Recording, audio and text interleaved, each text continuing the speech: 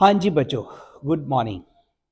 सो आज हमारा टॉपिक है dishonoured cheque to be treated as an offence और सेक्शन है जी 138। तो देखो बेटा, दो बातें हैं। पहली बात तो ये कि एग्जाम के लिए भी इंपॉर्टेंट है, ये वेरी इंपॉर्टेंट, खूब पूछते हैं। और दूसरा, लाइफ में प्रैक्टिकली ये सेक्शन आपको पक्का काम आने वाला है। कभी ना कभी चेक डिसऑनर होते हैं, पेमेंट्स की बात होती है और इसको क्रिमिनल ऑफेंस माना गया। तो सर देखिए, इस पूरे लॉ में, निगोशिएबल एक्ट में, ये अकेला ऐसा सेक्शन है जो काम का है, मतलब जिसका आप कभी जीवन में यूज करोगे। बाकी तो देखो थ्योरेटिकल है, एग्जाम पर्पज है। खैर छोड़ो इन बातों को। So let us come to our topic, dishonoured cheque to be treated as an offence, section 138। तो भैया 138 है। सपोज करिए कि मैंने आपको एक चेक इशू किया, पे टू। यहां पे बेटा आपका मैंने नाम लिखा, योर नेम, अमाउंट लिखा, वर्ड्स में आ गया, यहां मैंने साइन कर दिए, डेट वगैरह डाल दी। अब ये चेक मैंने आपको दिया, ठीक है। अब आपने ये चेक अपने बैंक में डिपॉजिट किया, आपके बैंक ने चेक प्रेजेंट किया मेरे बैंक में और मेरे बैंक ने रिफ्यूज कर दिया टू पे, क्योंकि मेरे अकाउंट में पैसे नहीं थे। तो भाई साहब ये हो गया चेक डिसऑनर। अब जब चेक डिसऑनर हुआ, ठीक है, तो ये जो पेई है, इसका राइट है कि जो ड्रॉर है इसको स्यू कर दे। और मेरा लॉ कहता है कि डिसऑनर्ड चेक को ऑफेंस माना जाएगा। सर ये प्रोविजंस 1988 में ऐड हुए, ठीक है। और डिसऑनर ऑफ चेक को एक अपराध माना गया, ऑफेंस। और पता है ये भी क्रिमिनल ऑफेंस माना गया है। सर क्रिमिनल ऑफेंस का मतलब होता है जिसके लिए जेल की सजा हो सकती है। तो ये जो अपराध है इसके लिए जेल की सजा हो सकती है भैया, 2 years इम्प्रिजनमेंट, और फाइन पड़ सकता है twice of the amount of the cheque, और दोनों हो सकते हैं, बोथ। सर इस सेक्शन 138 पे प्रैक्टिकली कोर्ट्स में बहुत सारे केसेस होते हैं। नंबर ऑफ केसेस देखे हैं मैंने जो कि 138 पर होते हैं, और इनकी सुनवाई भी बड़ी फास्ट ट्रैक करता है कोर्ट, मतलब कि तेजी से सुनवाई करता है बेटा, फास्ट ट्रैक, और फटाफट जेल की सजा सुनाता है। कई बड़े बड़े लोगों को हमने सेक्शन 138 एनआई एक्ट में जेल जाते देखा है। वीडियो पे किसी का नाम लेना उचित नहीं होगा, कभी पर्सनली मिलेंगे तो नाम बताऊंगा मैं आपको, बट यहां नहीं बता सकता, अच्छा नहीं लगता है। तो भाई 138 यानी क्रिमिनल ऑफेंस, किस बात का? चेक के डिसऑनर होने का। कौन लायबिल है? ड्रॉर लायबिल है। कुछ कंडीशंस हैं, कुछ प्रोविजंस हैं, तो अब हम लोग उसको डिस्कस करेंगे बच्चों। सर ये सेक्शन कहता है where any cheque drawn by a person, where any cheque drawn by a person, तो ये ड्रॉर को रेफर कर रहा है। लाइबिलिटी किसकी है? ड्रॉर की। अगर मैं आपको चेक ड्रॉ करके दे रहा हूं तो ये मेरी रिस्पॉन्सिबिलिटी है कि वो चेक पास होना चाहिए। अगर वो चेक ऑनर नहीं होता है, दैट इज सिंपली डिसऑनर होता है। तो I would be personally liable for criminal offence. Sir, for payment of any amount, check is issued for payment of any amount of money to another person for discharge in whole or part of debt or liability. Sir, इसको पढ़िए. तो ये पहली condition है कि जो check has been issued, जो check issue हुआ है वो इशू हुआ फॉर डिस्चार्ज ऑफ लाइबिलिटी या डेट. मतलब ये कि भैया अगर चेक इशू किया है और वो चेक मैंने आपको गिफ्ट दिया था या मैंने आपको डोनेशन दिया था, तो that was not issued in discharge of a liability, तो वो 138 में कवर नहीं होगा. सपोज करिए आपकी बर्थडे थी, आपने मुझे इनवाइट किया, केक वगैरह कटा, सबने गिफ्ट दिए, मैंने भी बेटा 11,000 रुपए का चेक गिफ्ट में दिया, हैप्पी बर्थडे टू यू. और ऐसे करके चेक आपको पकड़ाया, एक तरफ मैं एक तरफ आप बीच में चेक, फोटो भी खिंचाई, उसको सोशल मीडिया पे भी डाल दिया भाई. बाद में वो चेक डिसऑनर हो गया. वेरी गुड, बहुत बढ़िया. अब आपने मुझ पे सूट फाइल कर दिया 138 का. मतलब मेरे से ही पढ़ के बेटा मेरे ऊपर ही सूट फाइल कर रहे हो आप. बहुत अच्छी बात है. सर, ये सूट मेंटेनेबल नहीं है क्योंकि ये cheque was not issued in discharge of any debt और एनी लाइबिलिटी इन होल और इन पार्ट. हाँ, मैंने आपसे लोन लिया, अब उसका रीपेमेंट करते समय मैंने चेक इशू किया, कवर्ड होगा. मैंने आपसे गुड्स खरीदी, मैंने आपसे सर्विसेज ली, उसके पेमेंट का चेक इशू किया, कवर्ड होगा.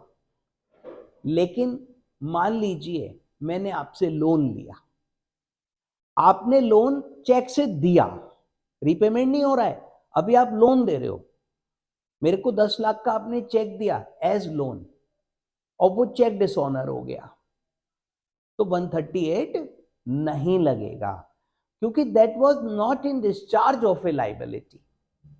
सर, आपने कोई मेरे पैसे देने थोड़ी थे. हाँ, इसी लोन का मैं रीपेमेंट करूं और वो चेक डिसऑनर हो जाए तो simply that will be covered under section 138. तो पहली कंडीशन बच्चों हमने क्या सीखी? पहली कंडीशन बेटा हमने ये सीखी कि जो चेक है that should be issued in discharge of a liability और ए डेट इन होल और पार्ट.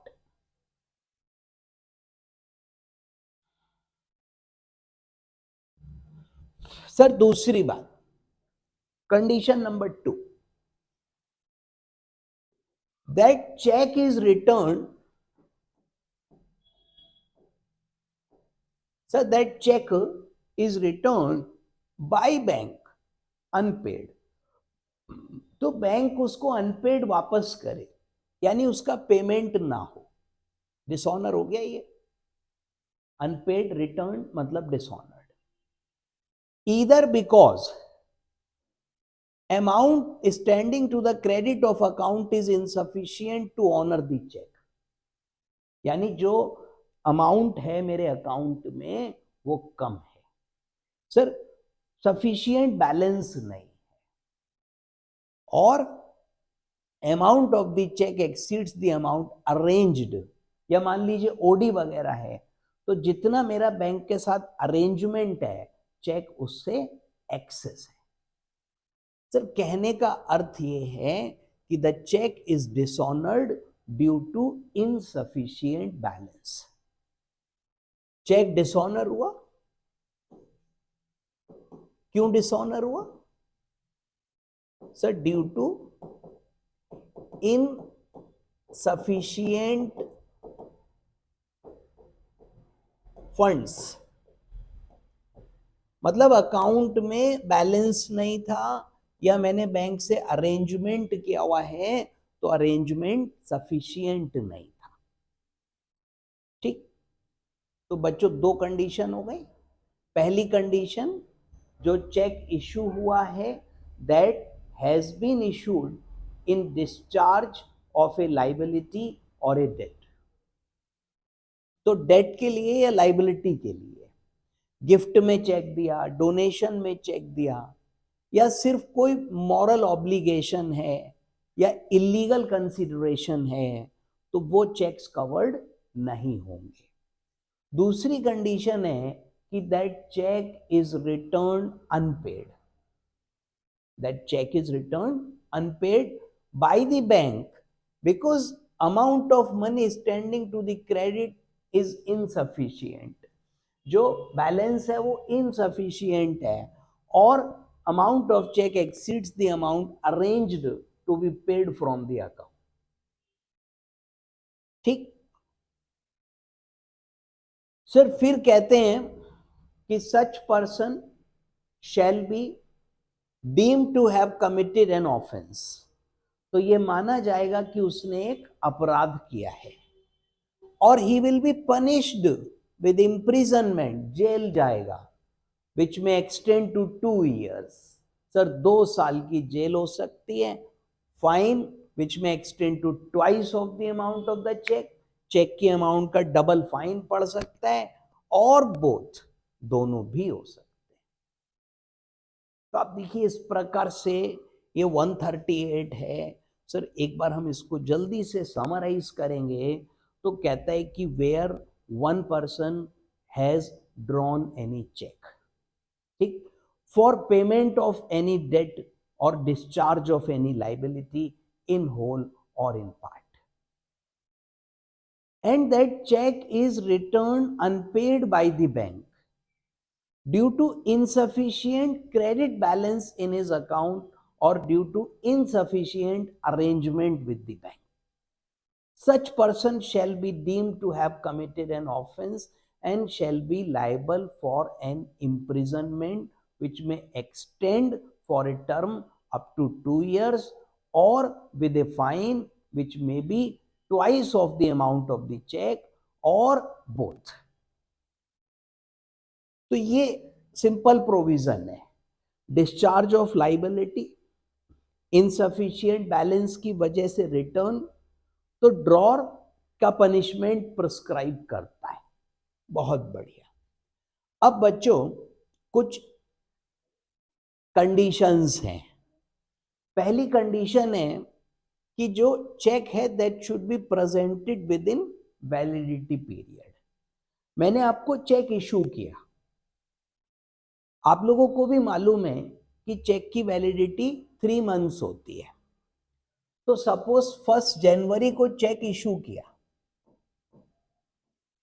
तो 31 मार्च तक you should present that cheque in the bank. Cheque की डेफिनेशन याद है, cheque is bill of exchange drawn on a banker and not payable otherwise than on demand, यानी it is always payable on demand. Demand कैसे करोगे? Present करके। तो आपको check present करना है बच्चों। अब बेटा अगर आपने इस डेट तक चेक प्रेजेंट नहीं किया तो चेक की तो वैलिडिटी खत्म हो गई, चेक की वैलिडिटी खत्म हो गई। अब डिसऑनर हो गया, अब आप कह रहे हो आओ सर जेल चलो, तो ऐसे कैसे? You should have presented the cheque within its validity period, जो कि 3 महीने है। और बच्चों कभी कभी वैलिडिटी कम भी होती है, स्पेसिफिक केसेस में वहां चेक के ऊपर लिखा होता है वैलिड फॉर 1 month ओनली, तो वो 1 ही महीना है। तो 3 महीने और validity period which ever is earlier, आपको उतने समय में चेक प्रेजेंट करना है। ठीक है सर। अब सुनिए सर, एक तो वैलिडिटी पीरियड में आप चेक प्रेजेंट करेंगे, ठीक है। दूसरी बात देखिए, आपको एक नोटिस देना है। सिर्फ ए ने बी को चेक दिया, बी ने वो चेक अपने बैंक में डिपॉजिट किया, फिर वो चेक बेटा डिसऑनर हो गया, वो चेक डिसऑनर हो गया, हो सकता है। अब बैंक ने बी को इन्फॉर्म किया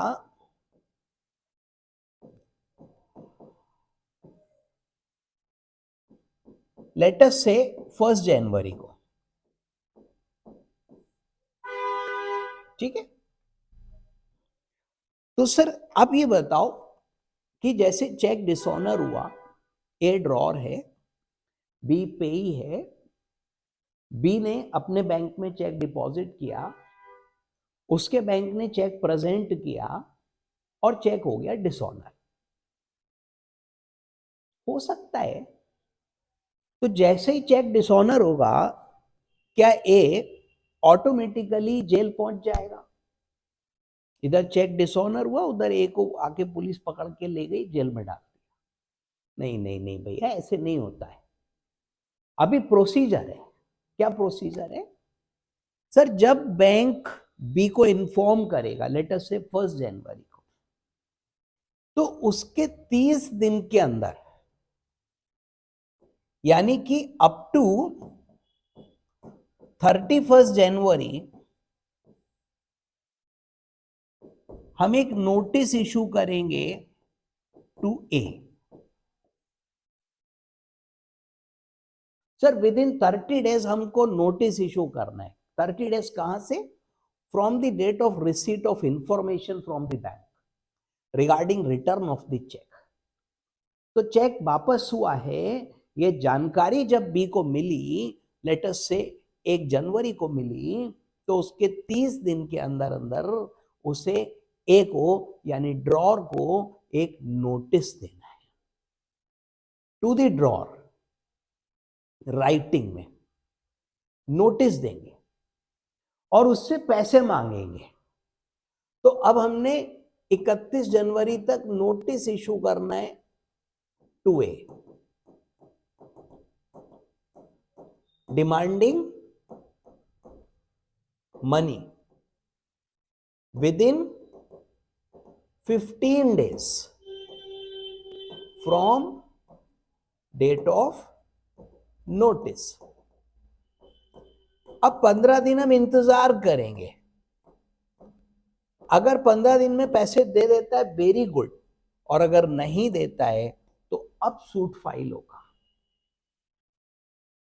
फिर समझो सर, चेक डिसऑनर हुआ, बैंक से पेई को इंफॉर्मेशन मिली कि cheque has return unpaid.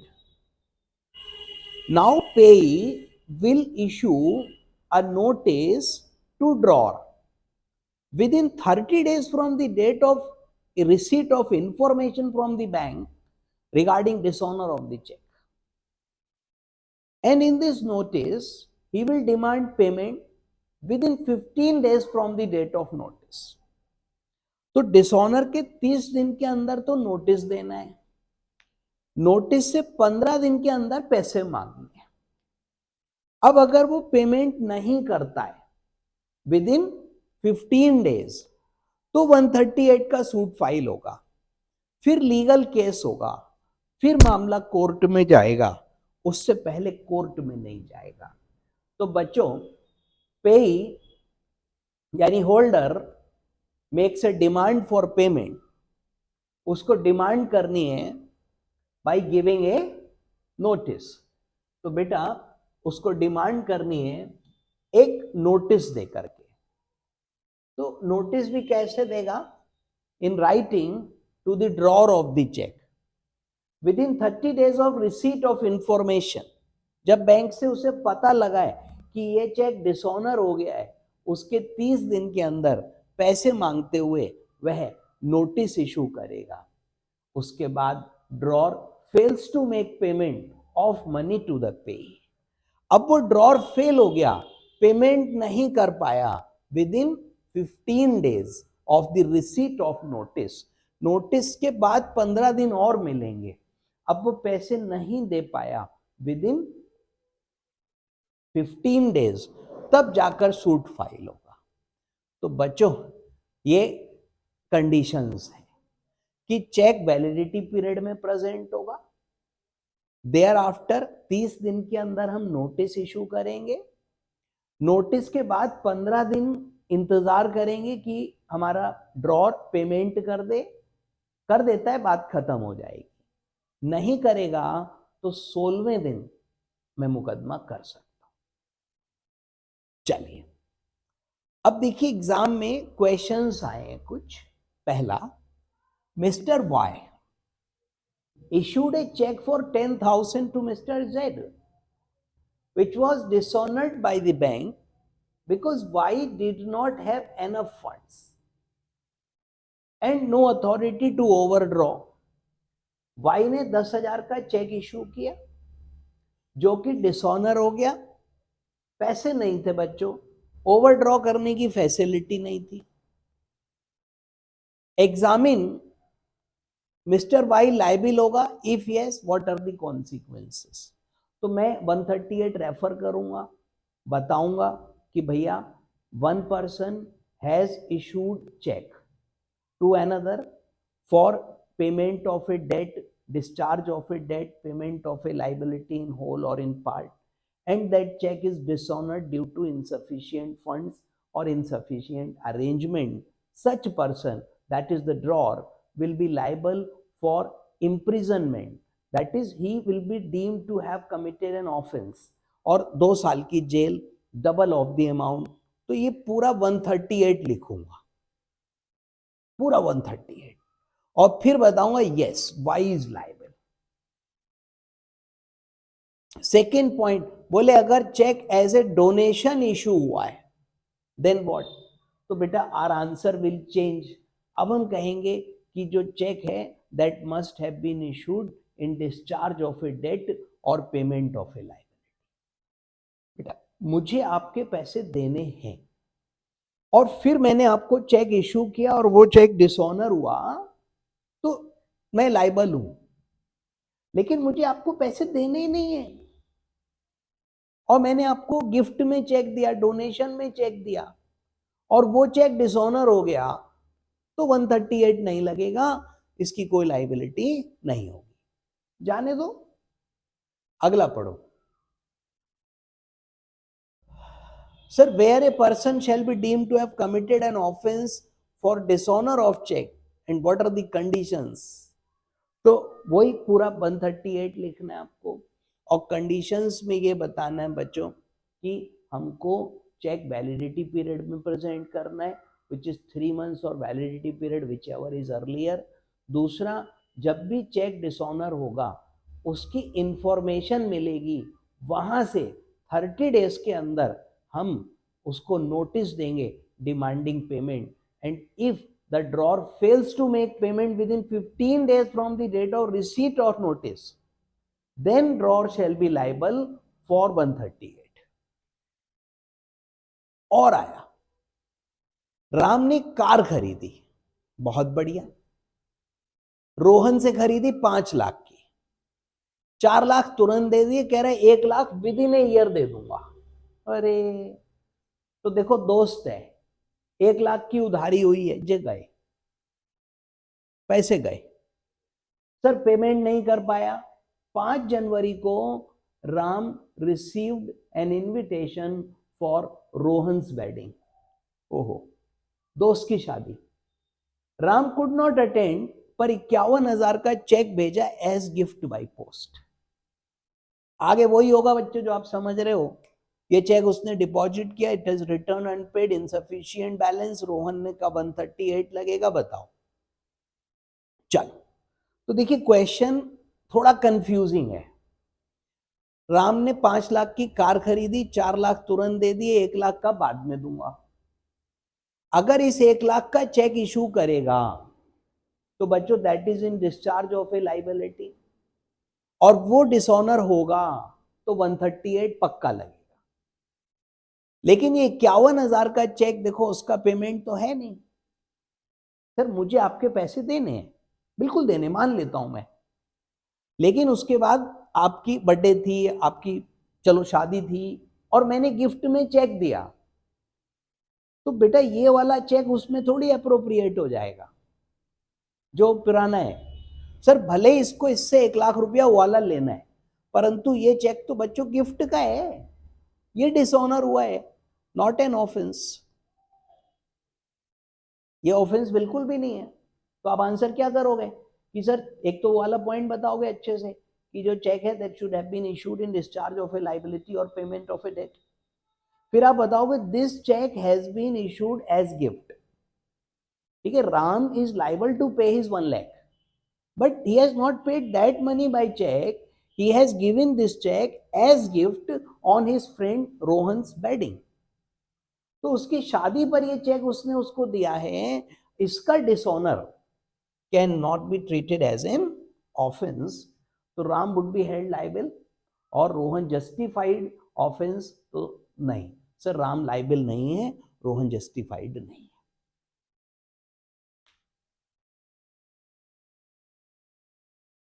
Sir Shiva gave a gift of 21,000 to his sister और ओकेजन ऑफ रक्षाबंधन, गिफ्ट है। फिर उसने कहा दीदी ये चेक प्रेजेंट मत करना, बैंक को भी कह दिया स्टॉप पेमेंट। बच्चों क्या शिवा का एक्ट ऑफेंस है? आंसर है नहीं। क्यों? सर क्योंकि गिफ्ट है। तो हमें 138 पूरा लिखना है और फिर एम्फेसाइज करना है इस बात पे कि 138 यानी क्रिमिनल ऑफेंस के प्रोविजंस सिर्फ तभी लगेंगे when cheque has been issued in discharge of a liability और payment of debt. If cheque has not been issued in discharge of liability और payment of debt, provisions of 138 are not applicable. So no offense. I 138 is over. अब देखिए दो बहुत छोटे छोटे section है, एक है 139. 139 is a presumption. प्रिजम्पशन मतलब लॉ किसी बात को पहले से अज्यूम कर लेता है, उसको अलग से प्रूफ करने की जरूरत नहीं है। तो सर ये कह रहे हैं कि देखिए मान लीजिए मैंने आपको एक चेक इशू किया, ठीक है, मान लिया। अब मान लीजिए कि वो चेक डिसऑनर हो गया। पहले मैंने आपको चेक इशू किया बेटा, फिर वो चेक डिसऑनर हो गया। अब आपने सूट फाइल कर दिया 138 का। अब कोर्ट में मैं कह रहा हूं कि योर ऑनर ये cheque was issued without consideration, it was not issued in discharge of a debt और पेमेंट ऑफ ए लायबिलिटी। आप कह रहे हो नहीं सर मैंने गुड्स बेची थी उसका पेमेंट है। तो देखिए लॉ ये प्रिज्यूम करता है, लॉ यह मानकर चलता है कि चेक अगर इशू हुआ है तो डिस्चार्ज ऑफ लायबिलिटी में ही हुआ। यानी कि अभी आपको प्रूव नहीं करना है कि कंसिडरेशन है, मुझे प्रूव करना है कि कंसिडरेशन नहीं। तो आप याद करो जब आपकी बर्थडे पे मैंने 11,000 का चेक दिया था, तो लॉ तो ये मान लेगा कि ये चेक फॉर कंसिडरेशन है, मैं तो फंस जाऊंगा। तो बेटा मैंने बर्थडे पे चेक दिया, और ध्यान कीजिए जब केक काटा आपने उस समय मैंने ऐसे चेक पकड़ाया, सामने से आपने पकड़ा, किसी से फोटो खिंचवाई, तो प्योरली दिख रहा है केक रखा हुआ है, बर्थडे का माहौल है और चेक दिया जा रहा है, तो it is a clear proof कि ये चेक गिफ्ट में दिया था।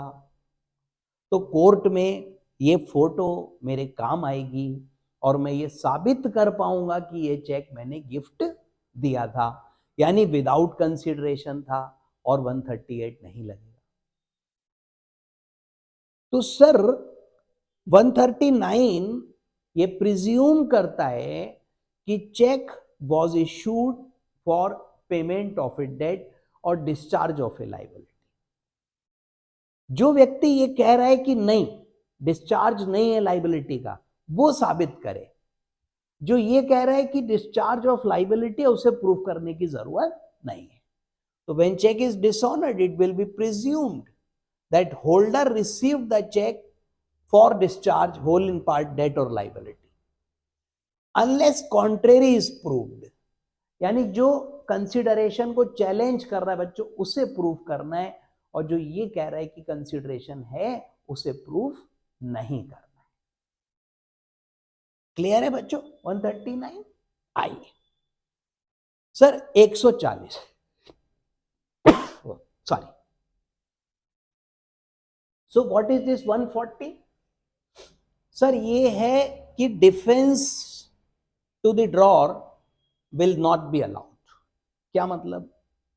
सर देखो मैं बताता हूं, अभी एक पार्टी ने मेरे को चेक दिया 10 लाख का, ठीक, वो मैंने अपने अकाउंट में डिपॉजिट कर दिया, यानी 10 लाख रुपए मेरे अकाउंट में आने वाले हैं। अब ये मान के कि यार 10 लाख रुपए मेरे अकाउंट में आने वाले हैं, मेरे को 4 लाख आपके देने थे, मैंने एक चेक आपको इशू कर दिया। अब हुआ क्या, वो 10 लाख का चेक डिसऑनर हो गया। उस 10 लाख के चेक के डिसऑनर होने की वजह से 4 लाख का मेरा चेक भी डिसऑनर हो गया। अब वो आपने सूट फाइल किया 138 का, तो अब कोर्ट में मैं ये कह रहा हूं कि भाई साहब मेरा तो देखो कोई इंटेंशन खराब थी नहीं, और मेरे पास तो देखो 10 लाख का चेक मैंने जमा किया हुआ था, उसके अगेंस्ट में 4 लाख का इशू कर दिया। अब अगर वो चेक डिसऑनर हो गया तो ये भी हो गया, मेरी गलती नहीं है, मैं लायबल नहीं हूं। तो लॉ कहता है कि देखो भाई गलती सब तुम्हारी। क्या कह रहा है 140? तो बेटा 140 का तात्पर्य है गलती सब तुम्हारी, यानी कि अगर आप एज ड्रॉर चेक इशू कर रहे हैं तो इट इज योर रिस्पॉन्सिबिलिटी कि आप उस चेक को पास कराएं। अगर वो चेक डिसऑनर होता है और आप अपनी ये सब कहानियां सुनाते हो कि ये बात थी वो बात थी, तो उसका कोई मतलब नहीं है। चेक डिसऑनर हुआ है, फॉर इनसफिशिएंट फंड्स हुआ है, it was issued for discharge of a liability, so you will be liable for punishment under 138। कोई डिफेंस अवेलेबल नहीं, तो it shall not be defence in a prosecution under 138 कि drawer had no reason to believe that cheque may be dishonoured. मतलब drawer को ये लगता है कि चेक डिसऑनर नहीं होगा, यानी उसके पास ऐसा कोई कारण नहीं था जिससे ये लगे चेक डिसऑनर हो जाएगा, मतलब उसने पूरा गुड फेथ में इशू किया है, तो भी बच्चों ये कोई डिफेंस अवेलेबल नहीं होगा। तो इस प्रोविजन से चेक का जो डिसऑनर है बच्चों, उसे काफी गंभीर अपराध माना गया है। उनका कहना है कि ये एक ऑफेंस है और ये ऑफेंस है। शंकर ने एक चेक ड्रू किया in favour of Surendra. Shankar requested Surendra not to present the cheque for payment. Shankar को चेक दे दिया, अब कह रहे भैया पेमेंट के लिए प्रेजेंट मत करना, और बैंक को भी कह दिया पेमेंट के लिए आए तो पैसा मत देना। सर ये ऑफेंस है, पक्का ऑफेंस है। सर देखो अभी हमने जिस तरीके से डिस्कस किया तो ये माना जाएगा कि उसमें कंसिडरेशन था और किसी प्रकार की कोई भी बहानेबाजी नहीं चलेगी। सर आपने चेक इशू किया है, now it is your responsibility कि आप उस चेक को पास कराओ। अब यदि आप खुद ही इन्फॉर्म करता है पेई को नॉट टू प्रेजेंट और साथ में बैंक को कहता है नॉट टू पे, तो this is clearly an offence. Sir ये भी ऑफेंस है और act of Shankar is an offence, इसको भी ऑफेंस माना जाएगा।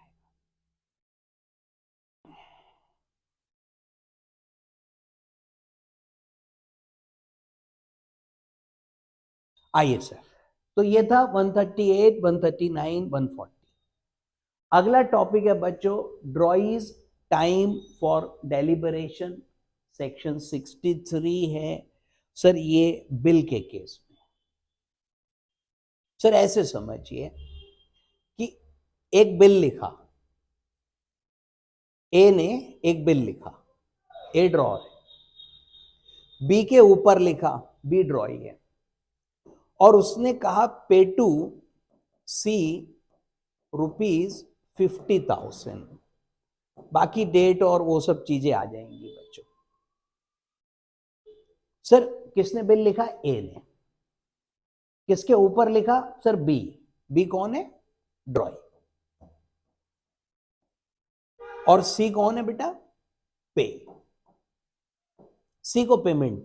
अब ए ने ये बिल सी को दे दिया,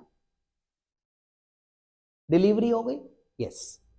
अब सी पहुंचा बी के पास कि भैया एक्सेप्टेंस दे दो, यहां लिखो एक्सेप्टेड और अपने करो साइन। ए ने बिल ड्रॉ किया, सी के फेवर में था, बी के ऊपर था। नाउ सी बी के पास पहुंचता है एक्सेप्टेंस की डिमांड करने। तो बच्चों बी को क्या करना है? एक्सेप्टेड लिखकर अपने साइन करने। ये एक्सेप्टेंस है। जब तक एक्सेप्टेंस नहीं देगा तब तक बी लायबिल नहीं है। अब सी पहुंचा बी के पास, भैया एक्सेप्टेंस दो। बी ने कही कल आना, कल बताऊंगा, मुझे सोचने का वक्त चाहिए, टाइम फॉर डेलिबरेशन। मैं विचार करूंगा whether I am going to accept it और नॉट, तो मुझे टाइम दो। और बच्चों यहां पे लॉ सेक्शन 63 कहता है कि yes 48 hours will be allowed as time for deliberation to drawee to think whether he will accept or not, 48 hours excluding public holiday। Sir कितना टाइम मिलेगा? 48 घंटे पब्लिक हॉलिडे को छोड़कर, यानी 48 आवर्स मिलेंगे। उसमें भी हॉलिडे अगर बीच में पड़ रहा है तो हम उसको इग्नोर करेंगे, उस पीरियड को छोड़ देंगे। To decide whether to accept it, तो negotiable instrument act grants the drawee up to 48 hours excluding public holiday decide whether to accept. Sir की पॉइंट्स देखिए, ड्रॉई को सफिशिएंट टाइम देना है। पर्पस क्या है? पर्पस ये कि ड्रॉई को सोचने का समय देना है कि भाई तू सोच ले, 48 आवर्स दे रहे हैं तेरे को। कंडीशन क्या है? कि उसको ये टाइम अलाउ करना पड़ेगा, जो होल्डर है he will allow this time to the drawee. कितना? 48 आवर्स, अगर वो रिक्वेस्ट करेगा। और पब्लिक हॉलिडे इसमें काउंट नहीं होंगे। अब देखिए क्वेश्चन है, उत्कर्ष ने गुड्स खरीदी सक्षम से 50,000 की 14 अगस्त को, बिल ड्रॉ किया, send to acceptance same day at 3 PM। कब भेजा इनने? तो 14 अगस्त को, और 3 बजे बिल भेजा है for acceptance. Utkarsh requested to allow him some time for acceptance, उसने 48 आवर्स अलाउ कर दिए। 16 अगस्त 3 बजे तक एक्सेप्ट नहीं किया। बच्चों 48 आवर्स तो हो गए, तो ये डिसऑनर मान ले रहे हैं फिर? नहीं सर, पब्लिक हॉलिडे है बीच में 15 अगस्त एक्सक्लूडिंग, तो ये 17 अगस्त तक देखना पड़ेगा। इसको हमें जो टाइम देना पड़ेगा वो 17 अगस्त तक का देना पड़ेगा, क्योंकि 48 आवर्स एक्सक्लूडिंग पब्लिक हॉलिडे और ये 16 अगस्त इंक्लूडिंग पब्लिक हॉलिडे है, तो उसने डिसऑनर मान लिया। ऐसे कैसे मान लोगे भाई? 17 तारीख तक का टाइम है, 48 आवर्स आपको अलाउ करने। ठीक है, तो आंसर आप पढ़ लीजिएगा। तो ये था सेक्शन 63, ड्रॉईज टाइम फॉर डेलिबरेशन, कि वो एक्सेप्ट करेगा या नहीं करेगा। 48 आवर्स अलाउ करने, एक्सक्लूडिंग पब्लिक हॉलिडे अलाउ करने। चलिए आज यहीं रखते हैं, बाकी मिलते हैं नेक्स्ट क्लास में। तब तक के लिए टाटा बाय बाय।